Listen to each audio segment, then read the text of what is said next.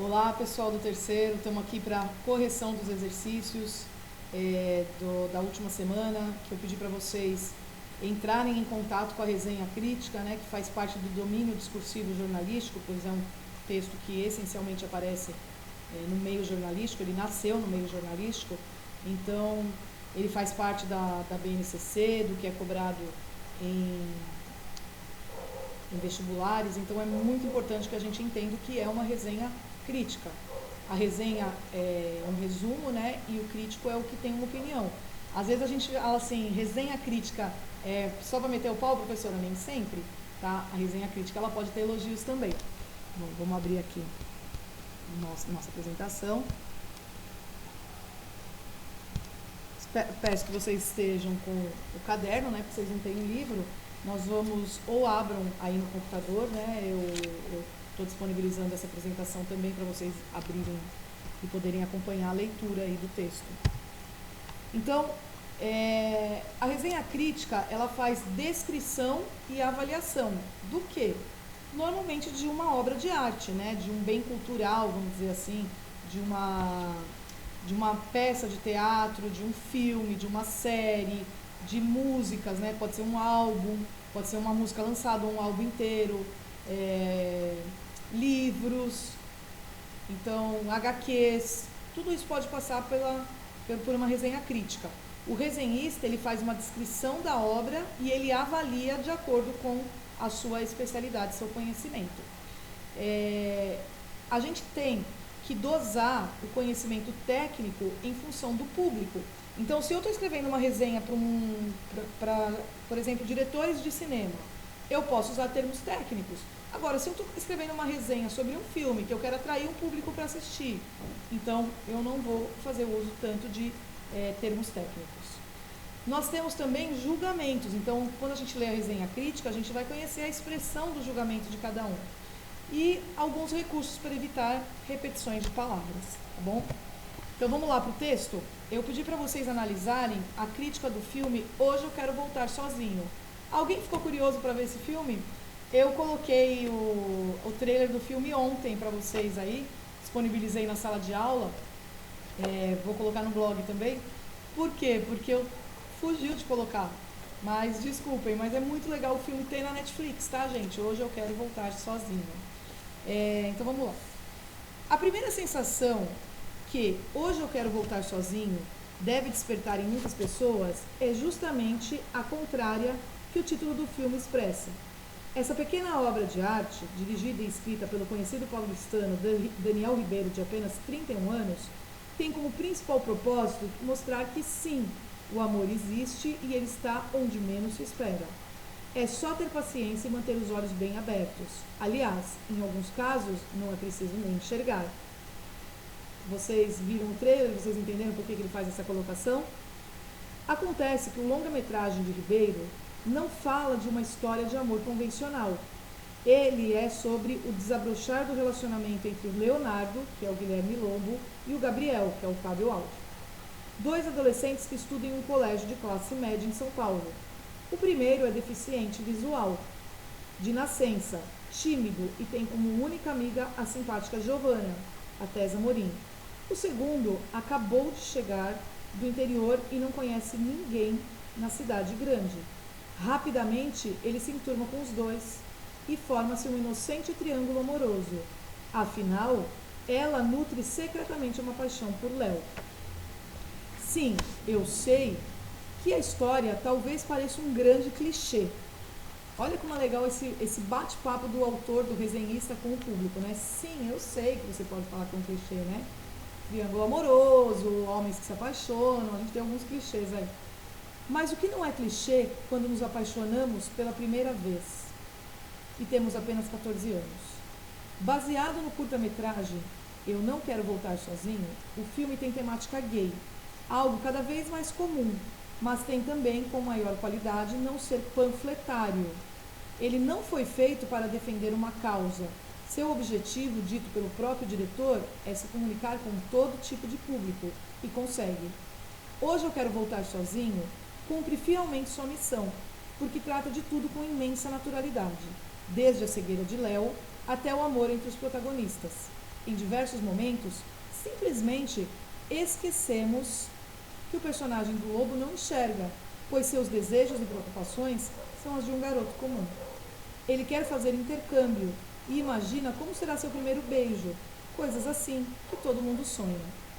Da mesma forma, não veríamos diferença se fossem um menino e uma menina se apaixonando, pois a timidez na hora de revelar o sentimento ou o medo de não ser correspondido são os mesmos em qualquer casal.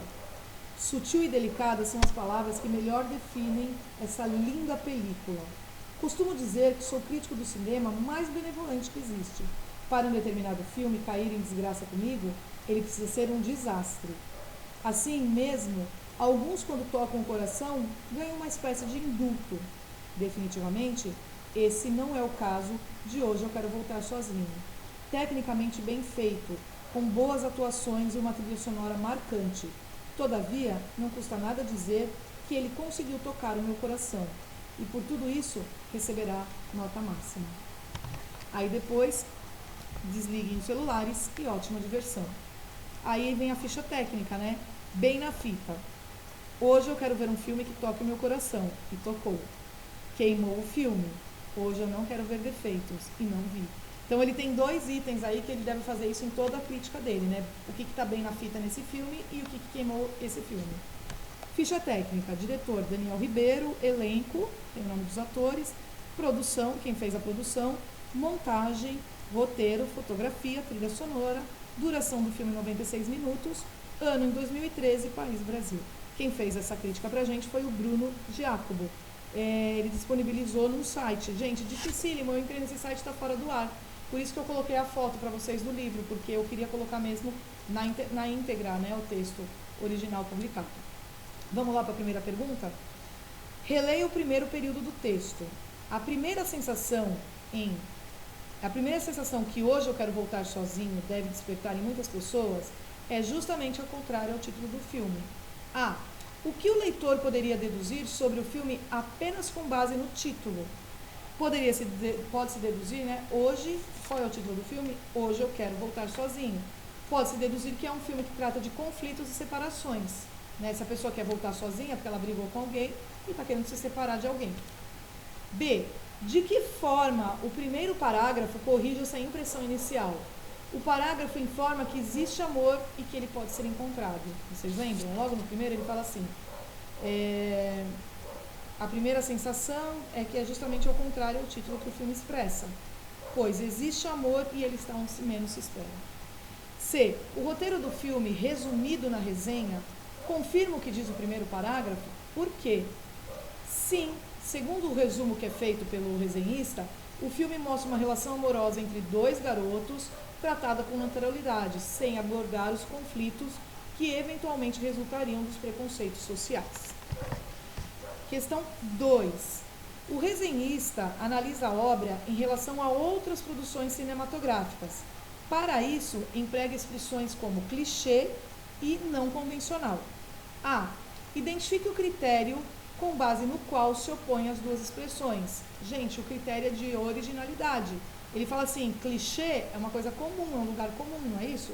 Não convencional, quer dizer que é original. B. Justifique a explicação das 2 expressões na avaliação do filme.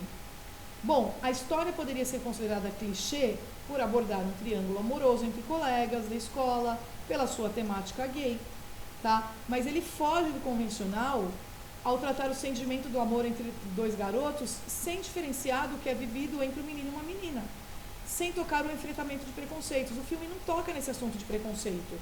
Ele só fala, e nem fala das dificuldades da deficiência visual. O filme fala ele trata com naturalidade desse romance entre meninos e até do fato do outro ser gay, ser deficiente visual. 3. O caráter avaliativo dessa resenha concentra-se principalmente no final dela. A. Que critérios técnicos são citados no 5º parágrafo? Bom, são citados a composição do filme, as atuações e a trilha sonora. Ele não dá muita ênfase para os critérios técnicos. Por quê? Porque o texto dele é para o grande público, tá bom? B. Esses critérios são os únicos responsáveis pelo elogio da obra? Não, né, gente?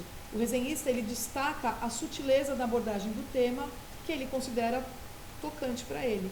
Então, os termos técnicos, nem são os únicos responsáveis por elogiar a obra. Ele elogia a obra por esse outro lado dela. 4. A resenha conta com 2 vinhetas que resumem parte da avaliação. Tá? A.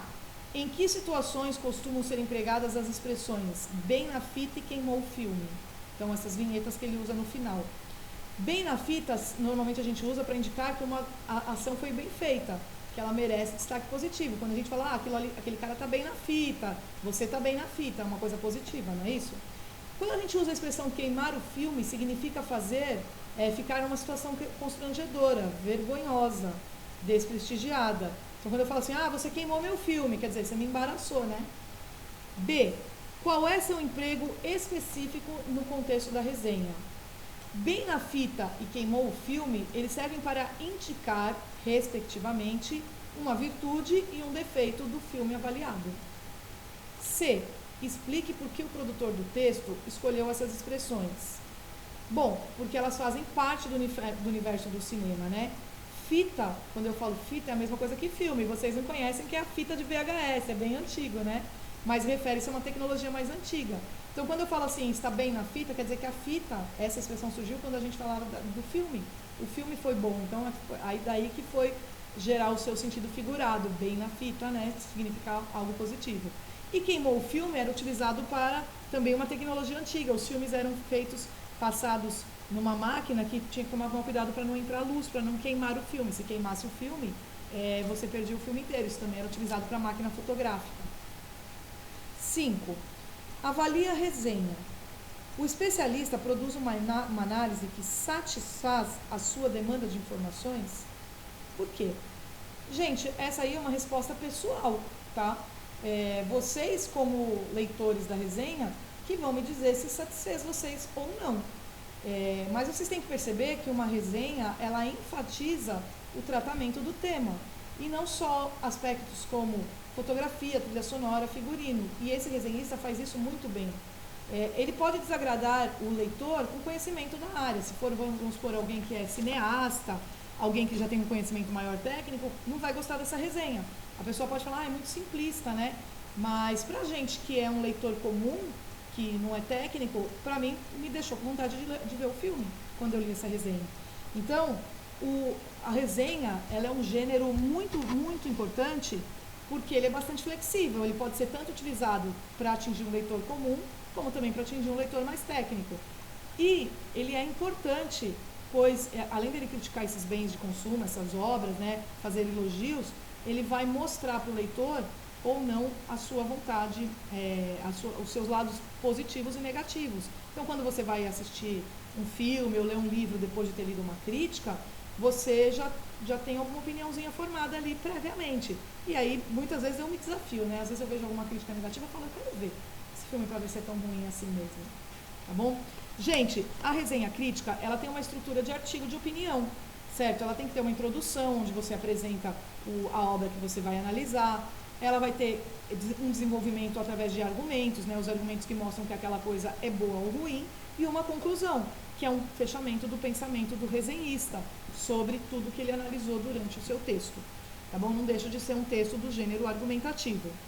Vocês viram que eu coloquei para vocês na outra explicação do blog e da sala de aula, que vocês também analisariam um texto da página 180, 181, 182? Aí eu coloquei assim, por problemas técnicos não foi possível disponibilizar a página. O que aconteceu, pessoal? Meu cabo do meu laptop quebrou do carregador. Então eu fiquei 2 dias sem computador, então não pude colocar. E aí quando eu consegui instaurar tudo de novo, né, comprar o cabo, deixar tudo certinho, eu achei que já tinha passado o tempo de postar, então por isso eu não postei para vocês. O que eu vou fazer? Eu vou postar como trabalho hoje, tá bom? Então eu vou postar como trabalho e em seguida vai ter uma atividade de avaliação. Na verdade são 2 atividades de avaliação aí, tá bom?